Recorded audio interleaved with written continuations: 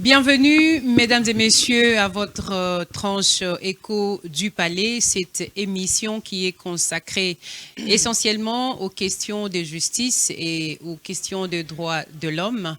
Aujourd'hui, nos caméras sont tournées vers Madame Agnès Kalonji. Madame Agnès Kalonji, elle est activiste des droits de l'homme. Bonjour, Madame Agnès. Bonjour, Madame Chantal. Merci d'avoir accepté notre invitation. Merci à vous de m'avoir invité. Alors, Écho du Palais, comme je venais de l'annoncer, c'est cette émission qui est consacrée essentiellement aux questions de justice et de droits de l'homme. Mais aujourd'hui, nous allons nous attarder sur les questions liées aux droits de l'homme. Et pour ce faire, nous allons parler aujourd'hui de la réinsertion, de comment les femmes qui sont détenues à la prison centrale de Makala ou bien dans d'autres prisons à travers la République peuvent être réinsérées dans la société pendant qu'elles sont détenues ou peut-être lorsqu'elles épuisent leur temps de condamnation, leur temps où elles passent en détention, comment elles peuvent être utiles pour elles-mêmes, utiles pour la société et pour être autonomes et ainsi pourvoir à leurs besoins pour ne pas retomber peut-être dans la récidive. Madame Agnès Kalonji, vous êtes activiste des droits de l'homme et vous êtes la présidente de l'association, la Fondation Mounia. C'est bien cela? Oui, je suis donc Agnès Kalonji, présidente de l'association Mounia. C'est une association ici qu'on appelle ASBEL. Et c'est une association à but non lucratif qui a vu jour à Genève, en Suisse, en août 2023. Et on a plusieurs axes parce que on est dans les droits humains, droits de l'homme, l'homme qui appelle justement à ce droit humain. On a sur 16 axes, sur 16 projets, sur 6 axes. Donc on est dans l'éducation, dans la formation, dans l'insertion, la réinsertion et dans l'environnement. Et tout ça nous rappelle aux droits de l'homme. C'est un droit humain. Tout le monde a droit justement à la vie, à s'insérer, à être dans la vie, à étudier et à avancer. À bénéficier également, à jouir de ces droits qui sont inhérents à sa vie en tant qu'être humain. Alors, vous êtes Mounia. C'est quoi déjà Mounia et c'est déjà dans quelle langue? Alors, Mounia, c'est en Chiluba. Ça veut dire soleil. Et donc, vous voulez éclairer là où il y a l'obscurité. En République démocratique du Congo, c'est obscur? Non, c'est pas obscur, c'est juste le constat qui est arrivé que quand il y a le soleil, il y a la vie. Il y a la... Bon, c'est vrai qu'il fait très chaud, c'est pas grave, mais que le soleil apporte... On parle toujours d'un rayon de soleil, ça apporte toujours la joie, le bonheur. Et j'ai voulu aller vraiment dans le sens où... que quelque chose qui va rappeler, qui va frapper les gens, Mouniaoui et Moï en lingala. Donc, c'est toujours dans la même vocation. Et toujours dans le soleil, il y a un socle. Et vous allez voir dans notre logo qui parle de Mounia, il y a un soleil qui a 16 rayons. Et dans les 16 rayons qui sont axés sur 6 différentes branches. Donc, l'éducation. Donc, vous nous parlez directement de ce que vous êtes. Oui. Et donc, voilà, Mounia, ça a vu le jour comme ça. Je suis une femme. Et le constat est arrivé lors d'un voyage pour voir que ce soit les jeunes filles normales et tout, elles ont du mal à se prendre en charge. Par manque de structure, par manque peut-être d'encadrement. Et encore une fois, on revient dans ce droit de l'homme, dans le droit humain. Une jeune femme, comme le garçon, ça a été déjà voté par les Nations Unies, tout le monde a le droit de l'éducation. C'est un droit humain. Chaque enfant à sa naissance doit étudier. Puisque vous nous parlez, on va revenir là-dessus. Puisque vous venez de Genève, comment ça se passe là-bas? Ça se passe très bien. C'est le jour et la nuit avec la RDC. Oui et non. Bon, ils ont commencé depuis longtemps et puis ici, on essaye d'avancer, d'emprunter, de copier le modèle pour arriver justement à cette perfection. C'est Vous vrai voyez que la RDC également atteindre ce niveau un jour? oui, ensemble, je dis justement ensemble, on va y arriver avec la nouvelle génération. C'est vrai que la Suisse est un pays stable depuis très longtemps, ils n'ont pas eu de guerre. Et que nous, on a été confrontés à la guerre, et petit à petit, et aujourd'hui, la jeunesse, justement, dans ce droit humain, droit de l'éducation, tous les jeunes, ils doivent savoir, vouloir vraiment, qu'est-ce qu'ils veulent créer le Congo de demain. Mhm. C'est à nous de le créer. On va y arriver, difficilement, mais ensemble, on est bien plus fort, parce que le pays est vaste, et on a une forte natalité. Et il n'y a aucune raison qu'on arrive justement à être le Congo de demain avec une loi, avec un peuple, avec des droits qui va refléter, faire être la référence en Afrique comme dans le monde de droits de l'homme. Vous avez évoqué cet aspect, l'un des axes sur lesquels vous êtes en train d'évoluer. Vous parlez du droit à l'éducation. Comme vous le savez, chez nous ici, l'éducation a été rendue gratuite au niveau primaire. Mais je crois qu'au niveau de Mounia, vous avez organisé depuis 2024 et maintenant aussi en 2025 des concours de dictée, d'alphabétisation. Je ne sais pas comment vous avez pu évoluer la qualité de l'éducation. Alors, je salue vraiment cette initiative, ce projet qui a été de la gratuité de l'enseignement. Mhm. Tout le monde a droit à l'éducation. C'est un droit humain. Je salue cet acte. Néanmoins, il y a quand même des couacs, comme je dirais. On a privilégié la qualité, la gratuité en laissant la qualité. On n'a pas regardé la qualité de l'enseignement. C'est ce qui a posé problème, d'où lors d'un voyage en 2020, je suis venue, je me suis rendu compte qu'il n'y avait pas de bibliothèque. Il n'y a pas de bibliothèque. J'habite à Mongafula, il n'y en avait pas. Et que les enfants de Kinshasa s'ennuyaient. Ils avaient rien pour s'occuper. C'est juste pour votre circonscription, Madame Agnès. Oui, mais le projet... C'est pas quand même pour tout Kinshasa. Le manque de bibliothèques quand même. Vous avez fait un sondage et oui, vous êtes arrivé à cette conclusion-là qu'à Kinshasa, il n'y a pas de bibliothèques publiques. Il n'y en a pas. Même les écoles ne sont pas aménagées pour avoir des bibliothèques. Moi, je me souviens, j'ai étudié au groupe scolaire du Moamba. On avait une bibliothèque. On avait une bibliothèque, ça c'est dans les années 80. Mais aujourd'hui, quand je regarde, même là où j'ai installé ma bibliothèque, dans cette école, au sein de la paroisse Saint-Noé Mawagali, il n'y a pas de bibliothèque. Aux alentours, il n'y en a pas. Je suis même allée à Limete. Je suis aussi allée, j'ai un ami qui a une école à Massina, il n'y en a pas. Quel rôle, quelle place la bibliothèque occupe dans l'éducation des enfants, des élèves? Alors, peut-être que ce n'est pas utile. Oui, la bibliothèque... Parce que si ça l'était, on aurait eu ces bibliothèques publiques pour que les enfants puissent les consulter. Oui, mais est-ce que ça occupe un rôle? Ça a une place importante? Oui, une place très importante dans l'éducation des enfants. C'est quoi une bibliothèque? C'est un meuble avec différents livres de culture, didactique et tout ça, même un dictionnaire pour avoir. Et chaque enfant, moi je dis toujours, chaque enfant qui a l'habitude de lire sera un adulte qui aura des arguments plus tard. En faisant la lecture... Des arguments plus tard. Chaque enfant qui a l'habitude de lire sera un adulte qui aura des arguments plus tard. Ça, il faut noter. Voilà. Et donc, quand ils prennent l'habitude de lire, ça étoffe leur vocabulaire, le langage, c'est fluide. Plus un enfant lit, il n'a pas de mal à écrire. Il n'a pas de complexe à s'exprimer. Ça stimule son intellect. Parce qu'un écrivain peut écrire un livre et c'est à chacun de l'interpréter. Qu'est-ce qu'il voulait dire? La narration, la conjugaison, la grammaire et tout ça. On peut lire toutes les deux un livre, mais on ne va pas l'interpréter de la même façon. Madame Agnès, puisque nous sommes à l'ère de la mondialisation, oui. L'intelligence artificielle. Aujourd'hui, c'est les médias sociaux qui qui informe, qui forme, est-ce que cela a une incidence négative? Est-ce que cela peut remplacer valablement la lecture des livres? Parce que aujourd'hui, clac, on consulte Internet, on a tout. On se donne vraiment pas trop la peine de pouvoir fouiller, fouiner.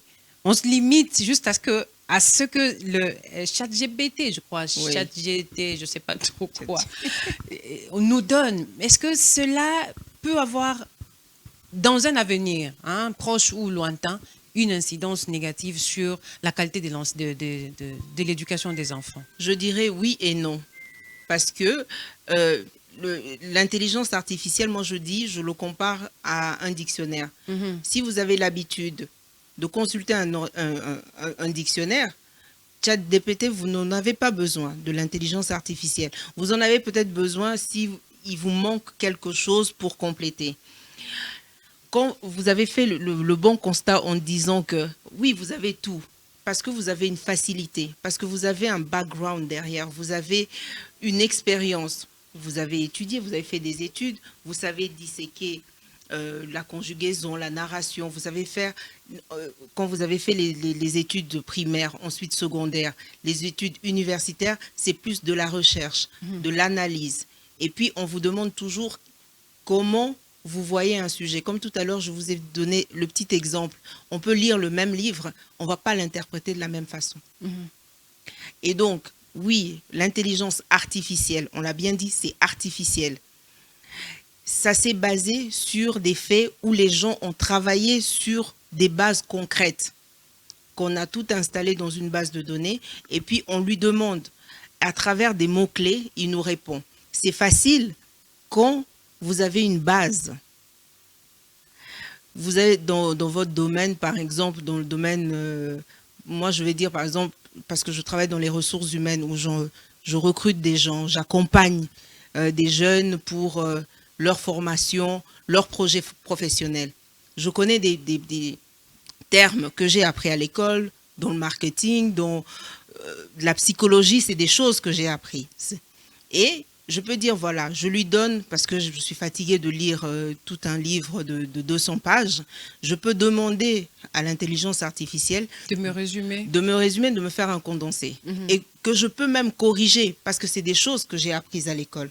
Mais quelqu'un qui n'a pas appris l'alphabet, qui n'a pas appris les règles grammaticales, pour cette personne, même si on lui donne l'intelligence artificielle, elle ne pourra pas les mettre en pratique ni en valeur.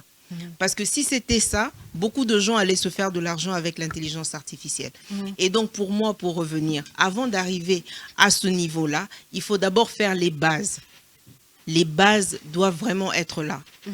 Donc lire, apprendre. Dans une classe, les entrepreneurs, comment on appelle ça, les promoteurs des écoles, quand ils construisent une école, il faut vraiment mettre les enfants dans l'environnement d'une classe. Là, c'est encore, encore un autre problème que vous soulevez, parce que je vous dis que c'est quand même un secteur, si vous fouinez, peut-être que vous allez encore être... Bon, je ne veux pas qualifier ce terme-là, je le garde pour moi. Mais bon, puisque je reviens à ma question de savoir comment vous avez jugé la qualité. Parce que vous avez quand même reçu les enfants de plusieurs tranches. Oui. Je ne sais pas, l'école primaire seulement, ou vous avez aussi reçu ceux du secondaire. Oui. Alors, ça va quand même? Vous êtes satisfait? Oui, écoutez, le projet est allé vraiment crescendo. C'était parce que j'ai fait aussi des études de gestion de projet. Je suis arrivée d'abord dans un constat. Il n'y a pas de bibliothèque. Les enfants ne savent pas s'occuper. Comment occuper les enfants? Si on installait une bibliothèque, en 2023, je suis venue, la bibliothèque, j'avais une bibliothèque itinérante, c'est-à-dire c'était dehors. J'ai fait un jeu avec un thème livre à goûter. Autour d'un goûter où j'ai offert des beignets, du jus aux enfants. Je leur dis, venez, apprenez à lire, lisez. Si vous lisez, donnez-moi vos impressions. On a discuté autour d'un goûter de ce qu'ils ressentaient. Tous les enfants, ceux qui étaient trop petits, on a fait un coloriage. On a donné un thème, par exemple, le soleil. Qu'est-ce que ça t'évoque? Dessine-moi le soleil pour ceux qui étaient plus petits. Et donc, ils ont pris l'habitude. Pendant 2 semaines, c'était ça. Ensuite, je suis revenue. Je me suis dit, bon, les enfants, ils connaissent plus ou moins. On a eu la possibilité d'avoir une salle. Donc, j'ai installé la bibliothèque avec plus de 4000 livres. Wow. Des romans jeunesse, même des matériels didactiques. Parce que j'estime que les enfants, avec la gratuité de l'enseignement, c'est bien beau. D'où je rechutais en disant que la qualité ne suivait pas. Dans une classe où ils sont nombreux, ils sont 40, ils sont 50, c'est difficile à tout le monde de suivre. Et donc, dans la bibliothèque Mounia, il y a le matériel didactique, des livres Becherel, de Bled, avec les règles de grammaire, de conjugaison, le participe passé. Donc, il y a une photocopieuse. Les enfants, ils n'ont peut-être pas assimilé pendant le cours. On leur fait des photocopies. Quand ils rentrent à la maison, ils révisent. Mais comment il y a des encadreurs qui sont sur place? Oui, je travaille Mais avec 2 personnes qui sont là pour surveiller. Et comment vous faites pendant qu'il y a la rentrée scolaire, les enfants doivent partir en classe? Comment ça se fait? En fait, la bibliothèque, elle est ouverte de 14h à 18h. Okay. Donc, le matin, c'est fermé et c'est l'après-midi que les enfants viennent pour consulter les livres. Et donc, c'est arrivé comme ça. On a eu une bibliothèque itinérante. On a installé la bibliothèque physique. Que les enfants prennent l'habitude de venir lire parce qu'il y avait une plage quand même de livres pour tout le monde. Ensuite, en septembre 2024, on a organisé le premier concours de dictée. Des enfants qui avaient l'habitude de fréquenter la bibliothèque et des écoles aux alentours, on leur a dit on va organiser un concours de dictée. Et on a installé, on a fait tous les enfants. Il y avait 100 enfants à la base. On a sélectionné jusqu'à 56 qui sont partis en finale et il y avait 5 finalistes. Est-ce que au milieu, en fait, parmi ces enfants-là, il y en a de ceux qui proviennent des écoles privées, des écoles publiques, qui se distinguent aussi? Parmi ceux qui se distinguent, la plupart proviennent de quelles écoles? Ils viennent de toutes les écoles. C'est des enfants qui ont eu écho. Justement, à travers ça, on est en train de travailler sur un autre projet, la 3e édition, où on va d'abord intéresser les écoles. Donc, c'était vraiment un concours ouvert à tout le monde, école privée, école publique, sans distinction. C'était vraiment la qualité de leur travail qui a été récompensée. Et donc, vous êtes satisfait de ce qui a été fait, vous avez vu, vous avez fait un constat, vous avez commencé par une bibliothèque itinérante et maintenant vous l'avez installée, vous comptez installer une autre dans les jours à venir dans d'autres communes? Oui, à Massina, avec un grand ami, Toussaint Mika, qui a une école là-bas et on va installer avec 20 000 livres que je vais recevoir et l'inauguration sera au mois de novembre, pour Noël en tout cas. Cette année toujours. Cette année toujours. Oui. Alors, ça, c'était la présentation. Mesdames et messieurs, ça nous a quand même pris beaucoup de temps. Il fallait quand même comprendre la signification de Mounia, c'est soleil. Il fallait quand même comprendre les axes, les axes de là où Madame, son champ d'action, le champ d'action de Mounia. Alors, maintenant, nous allons entamer notre deuxième partie, la deuxième partie de cette émission. Vous avez également à cœur de pouvoir vous intéresser de la situation de la femme qui est en détention. Pourquoi? Qu'est-ce qui a motivé ce besoin? Pourquoi ça vous quittez de l'éducation des élèves et puis là, vous allez en prison? C'est pas trop embrassé? Comment vous pensez produire un travail de qualité avec tout ce que vous essayez de faire là et vous distinguer par la suite? Je ne sais pas comment vous allez vous en sortir.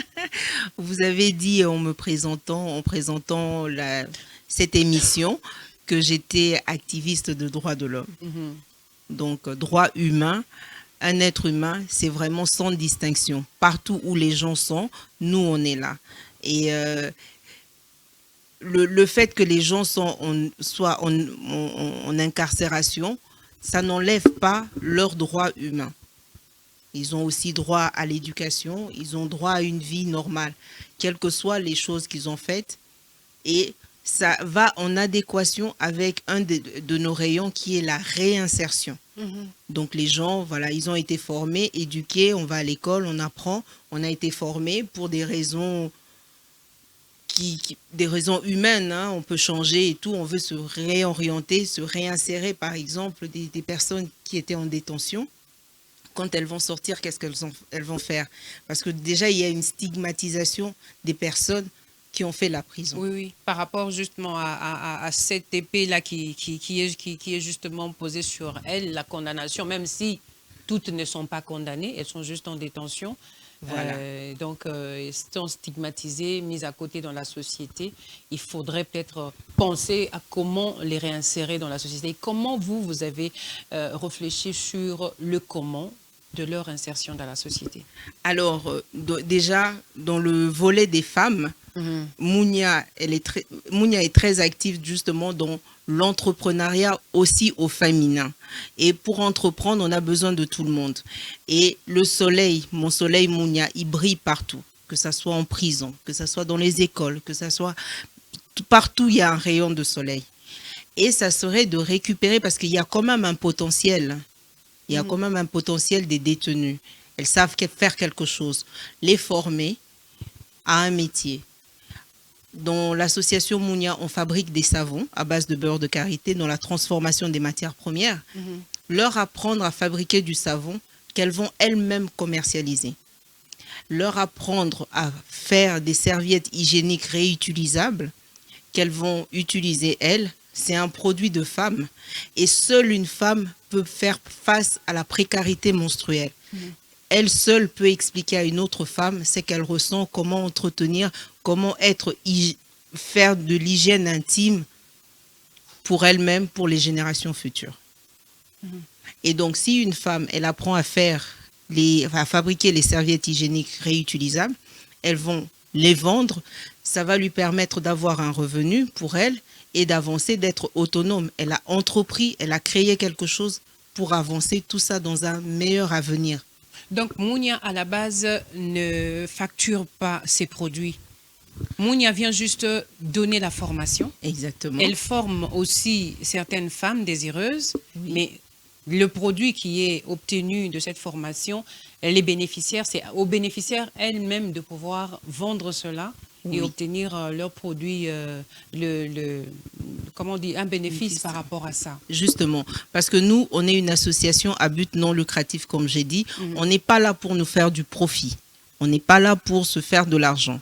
On va former avec les moyens qu'on a. On va former. On va mettre à disposition, apprendre aux femmes de devenir autonomes. Et les bénéfices, donc là, je fais un petit clin d'œil à mon papa qui est économiste. On est dans une économie circulaire, solidaire. C'est-à-dire, on a eu un fonds, on a financé, on a formé les jeunes filles à fabriquer du savon, des serviettes hygiéniques réutilisables qu'elles vont commercialiser. Les bénéfices qu'elles auront, ça va se remettre dans le circuit pour avancer. Madame Agnès, vous êtes rendue à la prison centrale de Makala avant-hier, et vous avez amené quand même un lot de ces serviettes hygiéniques réutilisables. On peut quand même voir un exemplaire, s'il vous plaît, de la serviette en question. En tant que femme, la santé menstruelle, c'est aussi un droit humain parce qu'on doit gérer sa santé menstruelle. Vous savez, la santé sexuelle et reproductive passe notamment par une bonne hygiène menstruelle. Lorsque on a une bonne hygiène menstruelle, on peut faire face aux infections qui ont trait à l'intimité. Et donc, c'est toujours intéressant, c'est toujours bon de pouvoir prendre soin de ce côté-là parce que il en va quand même du bien-être de la santé sexuelle et reproductive. Alors, vous parlez de la serviette hygiénique réutilisable. Donc, ce n'est pas comme à l'époque, nous utilisions, c'est que nous achetions dans des magasins, mais là, vous donnez la possibilité aux femmes elles-mêmes de pouvoir se fabriquer. Donc, elles auront juste besoin de quoi? Alors, on a une unité de production, donc c'est un tissu imperméable qu'on trouve dans le marché. Il y a un tissu imperméable, il y a un autre tissu à l'intérieur absorbant et ce tissu qui est doux justement pour protéger l'intimité de la femme, donc qui absorbe sans déborder. Et donc ça se présente comme ça et une fois qu'on l'a utilisé, on le met dans une bassine d'eau, on le lave, on nettoie et puis on le sèche. Le rayon de soleil, il est partout. Donc, il se présente comme ça, il est discret. Une fois que, voilà, il se plie comme ça. Et il va dans son sac fraîcheur, qu'on a appelé sac fraîcheur en tissu pour appeler, voilà. C'est intime, c'est discret pour les voyages, on a ça. Donc ça, c'est uniquement, vous apprenez aux femmes de pouvoir utiliser cela. C'est tellement aussi économique, quoi. Oui, c'est économique et écologique parce qu'une serviette comme ça, on peut la garder 6 mois. On peut la garder déjà 6 mois et c'est rentable du fait si on utilise des serviettes jetables. Et puis, dans la précarité menstruelle, dans les conditions, par exemple, comme vous l'avez bien dit, on était à la prison, c'est compliqué pour avoir l'eau, pour nettoyer, pour jeter, dans les canalisations, c'est bouché et tout. Mais quand on a... Justement, ça, c'est quand même un élément aussi important parce qu'il y a des femmes qui, en lieu et place de pouvoir nettoyer, qui n'ont pas, au fait, des bandes comme ça, comme celle-ci, elles jettent dans des installations et ça bouche et ça constitue encore un autre problème pour elles-mêmes. Non seulement pour elles-mêmes. Ça crée aussi des infections. Exactement. Non seulement pour elles-mêmes, et c'est aussi comme on est dans un rayon, dans un axe de l'environnement, on veut protéger la nature, on veut protéger l'environnement. On le réutilise, tout le monde est content. Parce que les menstrues, toute femme, on a un cycle, il y a les femmes qui ont un cycle régulier, d'autres pas. Et il suffit qu'il y ait un élément de l'environnement qui perturbe, qui déclenche les règles, tard, on n'a pas les moyens d'aller s'acheter, c'est fermé, comment on fait? Mais avec ces serviettes hygiéniques réutilisables qu'on a déjà, ça facilite. Et surtout dans l'hygiène, pour éviter les infections. Les infections, au moins ça, on est dans... On peut les repasser. On peut les repasser, les mettre au soleil, comme vous l'avez dit.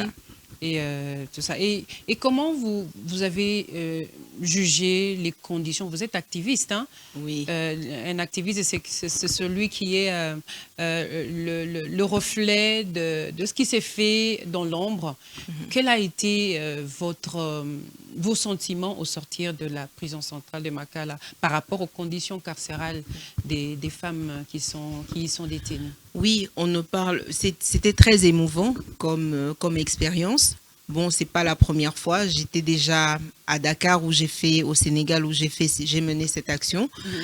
C'est un autre monde, mais ça reste toujours le milieu carcéral. Là-bas, c'est un peu plus différent. Ici, la chose qui m'a frappée, il y a des enfants, il y a des femmes enceintes. Elles sont toutes dans le même espace et c'est ce qui m'a rendu triste. Des femmes enceintes en prison. Des femmes enceintes en prison, des femmes qui ont des bébés en prison. Ça fait mal, mais bon. On a appris qu'il y aurait, en tout cas ça reste au conditionnel, qu'il y aurait même des femmes qui se seraient faites violer lors de l'évasion qui s'était déclarée il y a 1 an, je crois, ou 2 ans à la prison centrale. Non, c'était là en janvier quand j'y étais. J'étais déjà là en janvier, oui. Donc voilà, la procédure suit son cours et tout ce qui s'y passe, on n'a pas le droit de dire, d'avancer, mais mon constat était triste de les voir toutes ensemble. Et c'est ce que je salue déjà l'action du ministre, Monsieur Guillaume Nguefa, qui a visité la prison dans une province au Bandundu, qui a partagé un repas avec les prisonniers. C'est un acte louable. Et nous, dans Mounia, c'est vraiment ça, c'est qu'on demande dans les projets qu'on a. Si on pouvait juste séparer... Humaniser les milieux carcérales. Voilà, séparer les femmes enceintes des autres détenus, les mamans avec des jeunes, des bébés, si on peut les séparer de ça, comme ça on a une vie d'ensemble où elles peuvent purger leur peine en toute...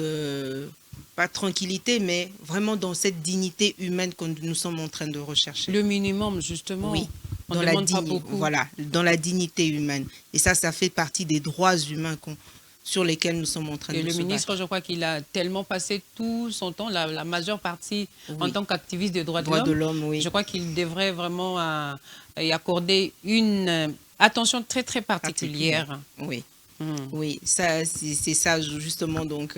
séparés, mais le produit a été bien accueilli. Elles étaient contentes de savoir qu'il y a une alternative et surtout de penser qu'il y ait des gens comme nous. Avec toutes ces femmes, vous avez quand même répondu à tous leurs besoins? Vous en avez alors en grande quantité? Oui, on en a en grande quantité, mais ça va se passer en 2 phases. Il y a eu la première phase, on va retourner encore pour faire d'autres dons d'ici la fin de l'année, comme ça tout le monde sera servi. Parce que aussi, il y a un tournus, elles partent, il y a certaines qui partent, d'autres qui viennent. Voilà, il y a les naissances, les décès malheureusement, voilà, ça avance. Et vraiment, dans notre but, c'est de les réinsérer. C'est-à-dire si on peut avoir un espace pour les former au sein de la prison. Pour des raisons de sécurité, on ne peut pas sortir avec elles. Ça sera compliqué. Mais ça peut aussi être un projet. Oui. C'est l'un des projets qui peut aussi être exécuté dans ce sens-là. Le gouvernement peut toujours créer un centre, même en dehors des Makala. Elles sortent, elles vont prendre leur formation parce qu'elles peuvent acquérir la connaissance de plusieurs autres manières, en toute sécurité, et puis retourner. Parce qu'elles ne peuvent pas seulement rester confinées à un seul endroit. Oui. Déjà que les conditions laissent à désirer. Exactement. Ça, c'est le souhait. Bon, vous connaissez les politiques qui nous diront, voilà, c'est un problème de budget, on n'en a pas, on a beaucoup de choses, il y a des urgences ailleurs. Voilà. En attendant que ça puisse se réaliser, si on peut avoir un espace, on peut même installer un stand provisoire, justement, pour les former à faire le savon. Justement, c'est la question à laquelle je voulais poser. C'est la question sur laquelle je voulais avoir un peu de précision. Comment vous allez les équiper? Parce que il va falloir qu'elles puissent acquérir la connaissance pour, justement, après vous, qu'elles puissent le faire et pouvoir revendre et s'autonomiser, entreprendre quelque chose. Comment ça va se passer? Alors donc, on a cet aval-là. En étant une association, on a aussi la possibilité de former les gens. On a une unité de production de savon, ça c'est pas très compliqué à installer. Par contre, avec l'association Mounia, on dispose de 5 machines à coudre professionnelles avec une surjeteuse pour les finitions, que les produits soient bien faits. On peut nous se déplacer avec la formatrice, installer, ça va prendre une semaine, leur montrer vraiment avec le patron comment découper, comment coudre et tout, d'être à l'aise. On produit en grande quantité et il n'y a pas que dans les prisons, il y a les camps des déplacés aussi. Il y a eu les inondations dernièrement. Voilà, il y a plein de camps. Il y a les femmes, elles sont partout. Il y a en milieu rural, il y a au milieu scolaire même. Mais qui va pouvoir aux matières premières, par exemple? Parce que là, vous leur apprenez, vous leur donnez aussi le minimum pour qu'elles puissent commencer ou bien elles doivent s'acheter? Non. L'association Mounia, par rapport aux serviettes, vous allez leur amener au moment de la formation, bien sûr. Oui, on va fournir la matière première pour un premier début. On fournit la première vague de matières premières, on les fait travailler, elles apprennent à coudre, elles apprennent à vendre elles ont déjà un fonds. Ça, je pense encore à mon papa qui est économiste. Voilà, c'est l'économie, elles ont déjà un fonds qui est la matière première. Qui n'est pas foncièrement ou nécessairement de la monnaie, du papier. Oui, c'est un fonds. Un fonds. Voilà. Un pagne, c'est un fonds. Un pagne, c'est un fonds. Une machine, c'est un fonds. Voilà. Et vous apprenez, on vous donne déjà, vous produisez genre 50, vous en produisez 200. Vous mettez l'exercice qu'on va vous donner, allez vendre. Avec les arguments qu'il faut, allez vendre. Une fois que vous vendez, le bénéfice avec un prix, si ça vous convient, là où vous allez, vous mettez la marge de transport, votre énergie que vous allez mettre, une petite commission. Voilà. Ça va permettre vraiment d'autonomiser. On n'a pas besoin de donner 500 $ ou 500 000 pour dire après, on n'est pas une entreprise, on n'est pas un fonds de financement. Mais juste ça, déjà, fournir le matériel, le tissu ne coûte pas cher. La connaissance elle-même, c'est déjà... Il y en a, vous êtes parti sur le banc de l'école, vous avez appris, vous avez payé pour ça. Oui. Et donc, vous venez donner ça gratuitement, c'est déjà quelque chose de très, très important. Alors, Madame Agnès, nous sommes en train de chuter. Oui. Vous avez parlé de votre structure, vous avez parlé de votre champ d'action, vous avez parlé des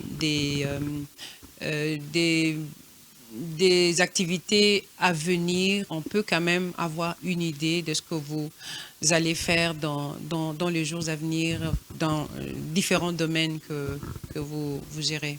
Alors, donc, d'ici la fin de l'année, il y a encore, après avoir fait ce don hier à la prison, on a encore un autre lot qu'on va faire pour Noël. Et ça, c'est dans le cadre de l'autonomisation, toujours avec les savons. Je ne sais pas si j'ai montré, les savons gourmands Mounia, à base de beurre de karité et la papaye et la noix de coco. Et donc, il y aura encore un deuxième lot sur ça. On fabrique et on commercialise, d'une part. Ça, c'est le volet formation. Donc, on va les former, insertion et réinsertion. Dans le volet éducation, où on est très actif avec la bibliothèque, il y aura l'inauguration de cette bibliothèque Mounia à Massina. Et puis, on va organiser, comme vous l'avez dit, on a déjà fait 2 volets de concours. Cette fois-ci, maintenant, on va s'organiser avec les écoles. On va démarcher chacune des écoles pour qu'ils fassent la sélection de leurs meilleurs élèves. Et l'association Mounia va s'occuper juste de la phase finale pour choisir les meilleurs. Il faut bien commencer quelque part. Mounia doit quand même, on doit sentir Mounia, le soleil partout, doit briller. Le soleil doit briller partout, aussi bien chez les enfants. Mais Mounia est focalisé à Kinshasa. Est-ce que Mounia compte quand même se répandre au travers les 26 provinces? Mais oui, je vais aller chez moi à Miabi. Je vais aller chez moi à Miabi au Kasaï. Là-bas aussi, mes cousins m'attendent pour installer la bibliothèque. Une fois que tout sera fait, voilà, on va faire ce grand programme où on va faire la sélection des enfants partout dans les bibliothèques. Dans les écoles, les meilleurs vont venir concourir parce que là, on a un grand projet pour avril 2026. À Pâques, quand on aura recueilli tous les enfants, les meilleurs des écoles, et l'association Mounia va organiser un grand concours et il y aura de très beaux lots. Merci beaucoup, merci beaucoup. Baldi, j'ai entendu, j'ai compris. Même si Pasta n'a pas compris le message, moi j'ai compris. On nous disait justement qu'on a débordé. Madame Agnès, merci. Merci. Je ne sais pas si vous avez un dernier mot à dire, vous aviez autre chose à dire que vous n'avez pas dit. Si vous voulez le dire, sinon ça aura été votre mot de la fin. Oui, c'est mon mot de la fin. Merci à vous tous, merci à tout le monde et que le soleil continue à briller dans le cœur de chacun. Merci beaucoup. Je dis, mesdames et messieurs, je recevais pour vous Madame Agnès Kalonji. Elle est activiste de droits de l'homme qui s'intéresse essentiellement sur les questions entrepreneuriales, mais également sur la question de la réinsertion des femmes détenues en milieu carcéral. Avec elle, nous avons abordé les volets éducation et volets réinsertion au niveau de la prison centrale de Makala, où elle a eu à effectuer une visite il n'y a pas longtemps, et elle a justement annoncé certaines activités qui seront faites au niveau de sa structure dans les jours à venir. Merci beaucoup beaucoup de l'attention que vous nous avez accordée. C'était Écho du Palais. Vous nous suivez au travers les 26 provinces de la RDC et vous nous suivez à partir de la télévision de l'Unité nationale Congo 26 Télévision. Merci à Valdi qui a été à la réalisation. Merci à Pasta. Ok, nous vous retrouvons prochainement avec le même plaisir. Au revoir.